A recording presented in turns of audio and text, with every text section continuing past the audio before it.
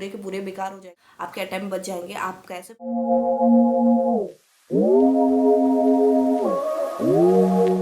Guys, welcome back to my channel. This is me Ayushi and आज इस video में ना मैं सबके ही डाउट क्लियर करने वाली हूँ। आई एम सो सॉरी क्योंकि ये वीडियो बहुत ही ज़्यादा लेट हो गई।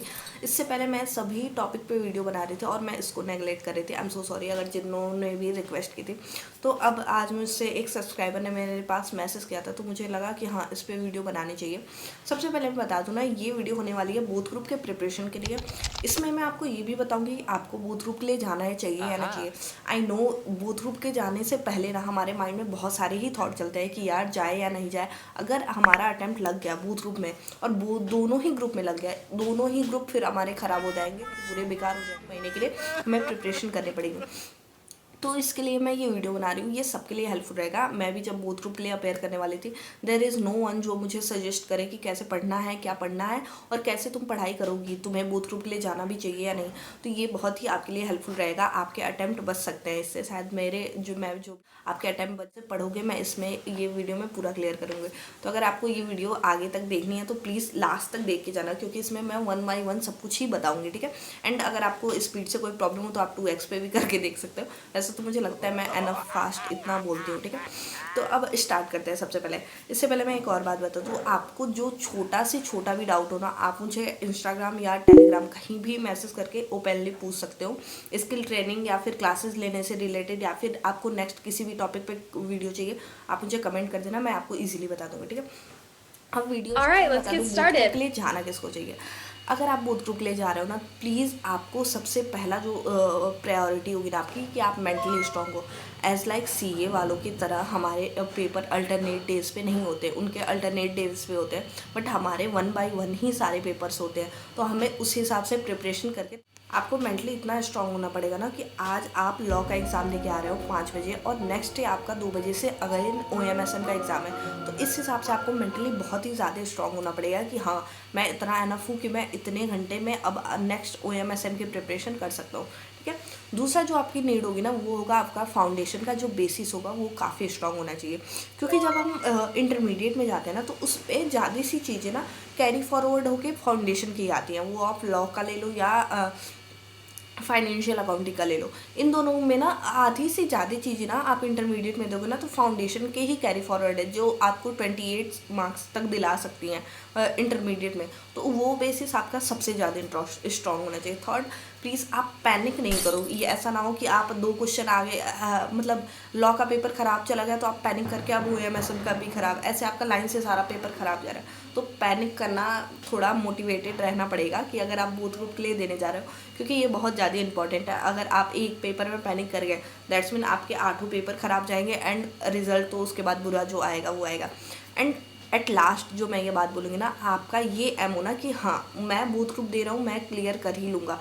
वरना एक बार मैं आप बोथ ग्रुप देते हो ना, मेरी एक बात ध्यान से सुनना ना, ऐसा हो जाता है ना एट लास्ट कि ना ही आप सिंगल ग्रुप अच्छे से प्रिपेयर कर पाते हो, ना ही आप both second group, and at last आप बीच में ऐसे फंस के रह जाते हो। ना ही आपने सिंगल ग्रुप भी पूरा पढ़ा है, ना ही सेकेंड ग्रुप भी पूरा पढ़ा है, मतलब दोनों ही आपने आधा आधा पढ़ा है एंड आगे चल के वो कोई काम ही नहीं आने वाला है। अगेन अगर आप सिंगल ग्रुप के लिए भी जाओगे तो आपको पूरा ही पढ़ना पड़ेगा, जो भी आपने हाफ बचाया है वो आपको कंप्लीट करना पड़ेगा। तो अगर आपके ये सब क्राइटेरिया है ना, तो प्लीज़ एक बार थोड़ा सा रिथिंक कर लेना कि क्या आपको ग्रुप के लिए जाना चाहिए, बोथ ग्रुप के लिए जाना चाहिए। और अगर आप कहीं से भी इतनी सी भी इंट्यूशन है ना कि नहीं नहीं जाना चाहिए, तो मत जाओ। थोड़ा सा रिथिंक कर लो। अगर कहीं भी ऐसे इंट्यूशन आ रही है कि नहीं नहीं कर पाऊँगा, तो थोड़ा सा रिथिंक कर लो। मैं आपको डिमोटिवेट नहीं कर रही हूँ, मैं जो रियलिटी है वो बोली हूँ। अगर 6 महीने ऐसे बर्बाद करने हैं, तो मैं आपको यही ऑप्शन दूंगी कि सिंगल सिंगल ग्रुप करके 1 साल में उसको कंप्लीट कर लो। ऐसे डबल ग्रुप करके आप 6 महीने में कंप्लीट करोगे, लेकिन अगर अटैम्प्ट लग गए तो फिर तो 6 महीने खराब गया ना। तो ऐसे सिंगल ग्रुप करके भी कर सकते हो। थोड़ा सा रिथिंक कर लेना, कोई जोर ज़बरदस्ती नहीं है। पढ़ाई कैसे करनी है बोथ ग्रुप के लिए, अब ले तो लिया कि हमने बोथ ग्रुप हमें देना है, बट अब पढ़ना कैसा है ये तो हम ही बताएंगे आपको। सबसे पहले ना, सब्जेक्ट ऐसा उठाओ ना जिससे आपका बोथ ग्रुप और फर्स्ट ग्रुप, मैं फर्स्ट सेकंड ग्रुप बोलूँगी क्योंकि मैं बहुत इसमें फंबल कर रही हूँ। तो first group and second group आपका दोनों लिंक हो। एज लाइक मैं आपको बताती हूँ, कॉस्ट और मैनेजमेंट अकाउंटिंग। मैनेजमेंट अकाउंटिंग के टीचर्स ऐसे लो ना जो आपको कॉस्ट भी पढ़ाते हो, ठीक है। ऐसे टीचर्स कभी मत लेना ना कि आप कॉस्ट कहीं और से पढ़ रहे हो, मैनेजमेंट अकाउंटिंग कहीं से और से पढ़ रहे हो, क्योंकि टोटली आप देखोगे ना 80% सिलेबस जो कॉस्ट का है वही मैनेजमेंट अकाउंटिंग है। तो अगर आप कॉस्ट कहीं और से पढ़ रहे हो और मैनेजमेंट अकाउंटिंग कहीं और से पढ़ रहे हो, दोनों आपका अलग ही झमेला चलेगा, क्योंकि उसमें जो वेरिएंसेस है, जो स्टैंडर्ड वेरिएंस है, जो बजट वाला चैप्टर है, ये दोनों लिंक कर रहे हैं। तो ऐसे टीचर से पढ़ो ना जो एक ही साथ आपको पढ़ाए, वो कॉस्ट भी क्लियर हो जाए, आपका मैनेजमेंट अकाउंटिंग भी क्लियर हो जाए। और ऐसे अगर आप सेल्फ स्टडी भी कर रहे हो ना, तो मैं आपको यही सजेस्ट करूँगा, ऐसे चैप्टर्स को पहले उठाओ ना जिसमें जो दोनों लिंक हो और जिनका वेटेज। एग्जाम्पल देते रहूँ, जैसे हमारे मैनेजमेंट अकाउंटिंग में चैप्टर है स्टैंडर्ड वेरिएंसेस जो चैप्टर है, और बजट, ये दोनों ना एज टू एज कॉस्ट में भी है। मैनेजमेंट अकाउंटिंग में इनका क्राइटेरिया अगर इतना है तो कॉस्ट में इतना है। तो अगर आप मैनेजमेंट अकाउंटिंग में इनको पढ़ ले रहे हो तो कॉस्ट में पढ़ने की नीड नहीं है, ठीक है। तो ऐसे ऐसे चैप्टर्स जिनके वेटेज ज़्यादा हो, सबसे पहले ना एक लिस्ट बना लो। मैंने वहाँ पे बना के चिपकाई थी, अब तो मैंने वहाँ पे विजन बोर्ड बना लिया, बट आप इस साइड देखोगे ना मेरे रूम के, तो वही सारे पेजेस मैंने लगाए हैं। तो आप अपने पेज पे ना एक बना लो और अपने सामने ही चिपका देना, जिसमें आप ना पूरा वेटेज लिखे हो कि कौन से सब्जेक्ट में कौन सा ABC एनालिसिस के अकॉर्डिंग। जैसे आजकल आप देख रहे हो ना कि बजट चैप्टर ज़्यादा इंपॉर्टेंट है, उसमें से हमेशा 14 मार्क्स के क्वेश्चन पूछता है। लॉ में अगर आप देखो तो इंडियन कॉन्ट्रैक्ट एक्ट, हमेशा आपको उसमें से 28 मार्क्स के क्वेश्चन तो आपको आ ही जाएंगे। तो पहले ABC एनालिसिस बना लो, फिर उसके अकॉर्डिंग चैप्टर को ख़त्म करने पे लगो, ठीक है। एंड 2 सब्जेक्ट ऐसे उठाओ ना, 2 सब्जेक्ट आपको एक दिन में ना 4 सब्जेक्ट पढ़ने हैं, 2 फर्स्ट ग्रुप के, 2 सेकेंड ग्रुप के, ठीक है। फर्स्ट ग्रुप के जो पढ़ोगे ना उनको ऐसे उठाओ ना, पहला थ्योरी दूसरा प्रैक्टिकल, सेकेंड ग्रुप में भी पहला थ्योरी दूसरा प्रैक्टिकल, ठीक है। एंड ऐसे सब्जेक्ट पे ज़्यादा फोकस करो ना जो आपको एग्रीगेट बनाने में हेल्प करे। दैट्स मीन अगर आपका कोई सब्जेक्ट है जो बहुत ही एज लाइक मेरा लॉ बहुत ही ज़्यादा स्ट्रॉन्ग था, तो मैंने लॉ पे बहुत ही ज़्यादा मेहनत की कि एट लास्ट मेरा एग्रीगेट या मेरा सेट ऑफ जो भी कराना है ये लॉ ही कराएगा, क्योंकि इसमें मैं जितना भी मार्क्स चाहूँ अपने अकॉर्डिंग ला सकती हूँ। चैप्टर एक सब्जेक्ट होना चाहिए जो आपको रेस्क्यू करे, जो आपको एग्रीगेट लाने में हेल्प करे, या फिर सेट ऑफ कराने में भी जो सब्जेक्ट आपका हेल्प कर रहा है। तो ऐसा एक सब्जेक्ट जरूर होना चाहिए और उस पर काफ़ी मेहनत करो। ये ना ऐसा नहीं होता ना, कई बार लोग कहते हैं कि जो सब्जेक्ट स्ट्रॉन्ग है उसको तो छोड़ दो, वो तो हो ही जाएगा, लास्ट में कर लेना। नहीं, उसको साथ में लेके चलो, क्योंकि वही आपकी लास्ट में नैया पार लगाने वाला है। अगर आपका बूथ ग्रुप नहीं भी निकला, आई एम सॉरी मैं ऐसा बोल रही हूँ, बट इन केस आपका बूथ ग्रुप नहीं भी निकला तो सिंगल ग्रुप के लिए वो आपका एग्रीगेट लाने में हेल्प करेगा। तो प्लीज़ उसको काफ़ी स्ट्रॉन्ग करके चलो, ठीक है।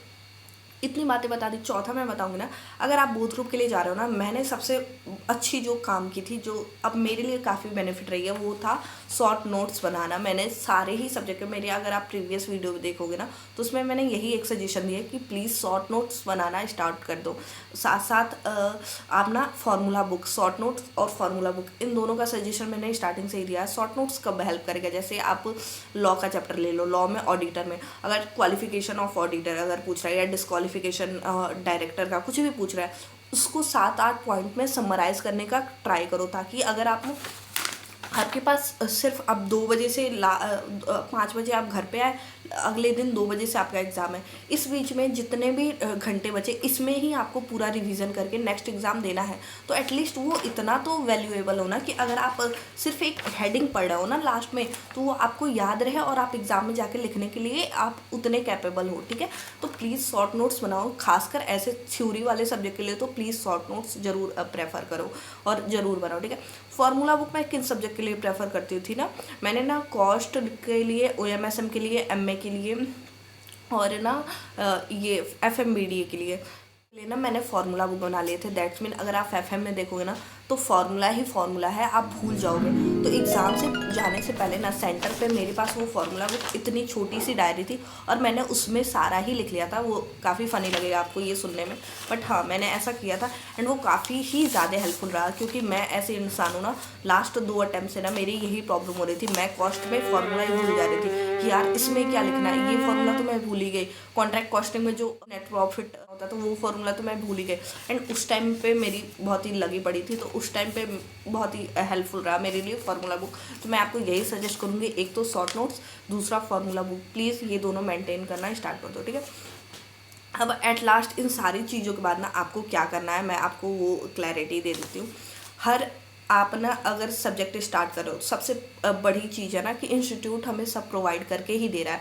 तो अगर आप अब स्टार्ट करने जा रहे हो बोथ ग्रुप के लिए, तो मैं आपको यही सजेस्ट करूँगी ना, जैसे आपने लॉ उठा लिया, लॉ तो लॉ में ना इंस्टीट्यूट ने एमसीक्यू जो बुक लॉन्च किया है ना, वो साथ साथ चैप्टर वाइज ही है। जैसे आप इंडियन कॉन्ट्रैक्ट एक्ट चैप्टर पढ़ो, उसके साथ ही ना जब आप इंडियन कॉन्ट्रैक्ट एक्ट कंप्लीट करो, उसके साथ ही एमसीक्यू बैंक भी कंप्लीट कर लो। क्योंकि मैं बताती हूँ आपको ना, एमसीक्यू बैंक से ना हमारे एग्ज़ाम पेपर में 10 से 8 क्वेश्चन आते हैं। अगर आपने 10 से 8 क्वेश्चन एग्ज़ाम में सही कर लिए ना, तो अगर ऐसे मान लो 20 क्वेश्चन, नेक्स्ट आपको 20 क्वेश्चन के लिए ही मेहनत करनी बाकी है।